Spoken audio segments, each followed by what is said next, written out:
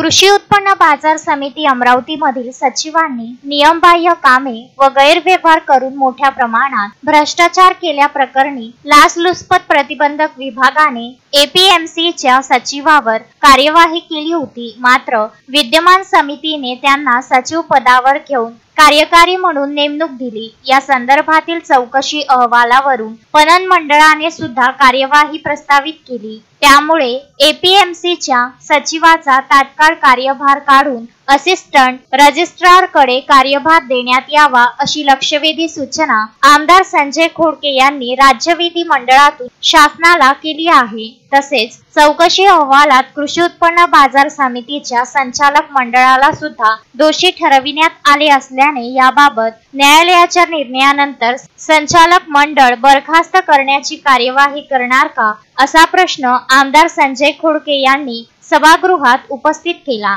अमरावती कृषी उत्पन्न बाजार समितीच्या भ्रष्टाचाराच्या संदर्भात ही लक्षवेधी आहे।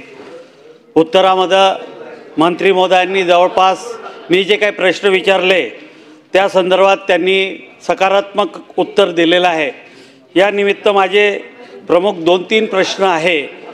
कारण इथला सचिव जो आहे तो अँटी करप्शनमध्ये पकडला गेला होता।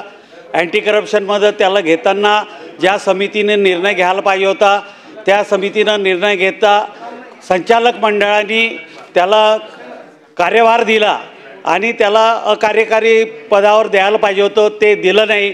ज्या संचालक मंडळाने पूर्वीच्या ज्यांनी याला कार्यकारी पदाचा चार्ज दिला त्यावर आपण कारवाई करणार का? एक।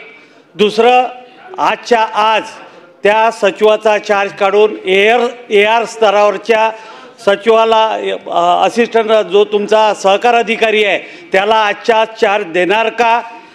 आणि सचिवाची ओपन अँटी करप्शनची इन्क्वायरी करणार का? हा एक पार्ट आहे। आणि दुसरा पार्ट असा आहे की जे आता चौकशी समिती नेमली होती त्या चौकशी समितीने त्याच्यात त्यांना संचालक मंडळाला दोषी पकडलेला आहे। तो दोषी पकडला आणि तो कॉशी ज्युडिशियल अधिकार डीडीआरचा असताना डीडीआरनी पणन मंडळाकडे, कारण की आपल्या ॲक्टमध्ये असं आहे की त्याची परवानगी पणन मंडळाने घ्यायला पाहिजे। तर पणन मंडळाने जो अहवाल आपल्याकडं प्रलंबित आहे, आपण त्या पणन मंडळाचे अध्यक्ष आहे, तो निर्णय आपण त्वरित घेऊन संचालक मंडळ बरखास्त करणार का असे माझे प्रश्न आहे।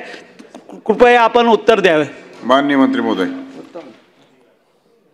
सभापती महोदय, या अमरावती बाजार समितीमधल्या सचिव जे आहेत मागच्या काळात त्यांच्याकडे अँटी करप्शनमध्ये ते सापडले होते आणि त्यांना पुन्हा एकदा जागा देत असताना अकार्यकारी पदावर त्यांची नेमणूक करावी असाही निर्णय देण्यात आला होता। आणि म्हणून आज जर ते सचिव पदाचं काम पाहता ते अयोग्य, त्यांचा चार्ज तात्काळ काढण्यात येईल, नंबर 1।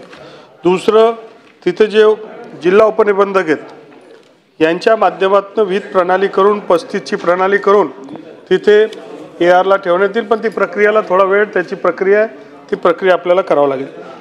तिसरा विषय, त्याच्यामध्ये चौकशी संदर्भात त्यांनी सांगितलं तर ती चौकशी झाली आहे। ती चौकशी 40चे निर्देश डीडीआरने त्या काळात दिले होते। त्याच्यानंतर डीडीआरने कलम 45 अन्वये संचालक मंडळ संदर्भातले नोटीस दिली आहे। परंतु आपल्या माध्यमातून मला खोडके साहेबांना सांगायचं आहे की त्या संदर्भात हायकोर्टामध्ये रीट चालू आहे आणि हायकोर्टाने त्या बाबतीत सूचना दिली की आपण अंतरिम आदेश देऊ शकतात परंतु अंतिम आदेश देऊ शकत नाही। तर मान्य न्यायालयाचा आदर राखून योग्य ती कारवाई करण्यात येईल। Vidarbha news bureau, Mumbai.